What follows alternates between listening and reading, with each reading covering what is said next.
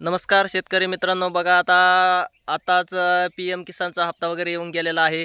त्यानंतर आता शेतकऱ्यांना नमो सन्मान निधी योजनेची काय आतुरता लागलेली आहे असं म्हणावं लागेल. मग ते कधी येईल, काय येईल, आहे का नाही. नेमकं आता ते येईन कुणाला, तर काही शेतकऱ्यांचे तर PMचेच पैसे बंद झालेले आहेत. तर मग नमोचं काय आहे, नमोचे बी बंद होतील का, आपल्याला येतील का नाही, अशी काय झालेली आहे.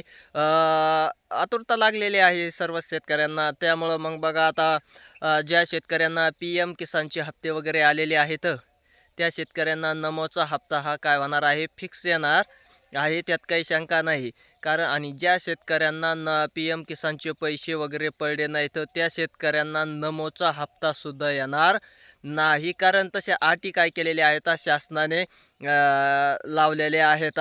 मग त्यामुळं मग नमोचा सुद्धा ज्या PM किसानचा ज्या शेतकऱ्याचा हप्ता बंद झाला असेल, त्याचा नमोचा सुद्धा हप्ता बंद झालेला आहे.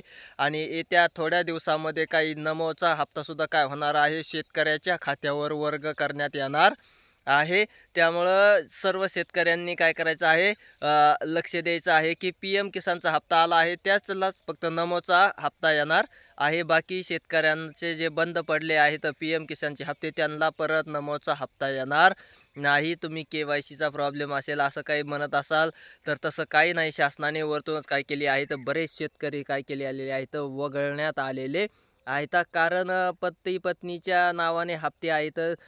PM किसानचं रजिस्ट्रेशन आहे, त्यामुळं मग दोघांमधून एकालाच काय केला जातो, लाभ दिला जातो. असे काय केलेले आहेत, नियम अटी वगैरे काय केलेले आहेत, लावलेले असल्यामुळं तुमचा हप्ता काय होणार आहे, नमो शेतकरी योजनेचा हप्ता बंद होणार आहे. आणि आता थोडंसं आचारसंहिता वगैरे चालू आहेत, त्यामुळं मग थोडासा त्या नमोचा हप्ता थोडा लांबूही शकतो. कारण आता निवडणुका लागलेल्या आहेत. तुम्ही पाहत आले आहेत, आहे का नाही, निवडणुकाची रणधुमाळी चालू आहे. विविध ठिकाणी निवडणुकाचा प्रचारही सुरू झालेला आहे. आणि त्यामुळं मग सध्या नमोचा हप्ता थोडा काय होणार आहे, डिसेंबरमध्ये कधी त्याच्या पुढेही जाऊ शकतो, कधी डिसेंबरमध्येही पडू शकतो. कारण हा नोव्हेंबर तर पूर्ण संपतच आलेला आहे.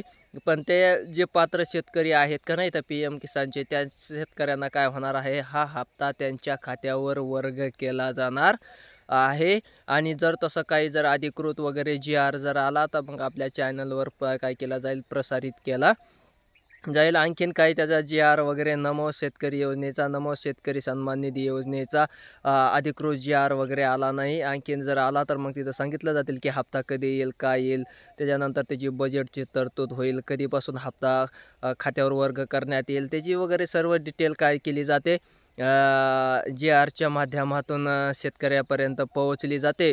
पण आणखीन तसं काहीही झालेलं नाही. त्यामुळं मग आता शक्यतो एक असा अंदाज आपल्याला म्हणावा लागेल की सध्या निवडणुका लागलेल्या असल्यामुळं मग निवडणूक झाल्यानंतर काय होऊ शकतो की नमो शेतकरी सन्मान निधी योजनेचा जो हप्ता आहे ना, येणारा, तो काय होणार आहे, निवडणुका झाल्यावर शेतकऱ्याच्या खात्यावर MHA-DBT थ्रो वर्ग केला जाणार आहे. सध्या तत्पूर्वी त्याचा GR वगैरे काही नाही, त्याच्या आणखीन काही हालचाली वगैरे सुद्धा शासन स्तरावर झालेल्या नाहीत. त्यामुळं जरी शेतकऱ्यांना त्याची जरी आतुरता लागलेली जरी असली, तरी आणखीन शासन स्तरावर काहीही त्याच्यामध्ये हालचाली झालेल्या नसल्यामुळं मग निवडणुकीच्या नंतरच त्या हप्त्याचं वितरण काय होऊ शकतं, शेतकऱ्याच्या खात्यावर होऊ शकतं. तोपर्यंत सध्या त्याच्या हालचाल वगैरे काहीही झालेल्या नाहीत. हालचाली वगैरे त्याच्या काय आहेत, बंद आहेत.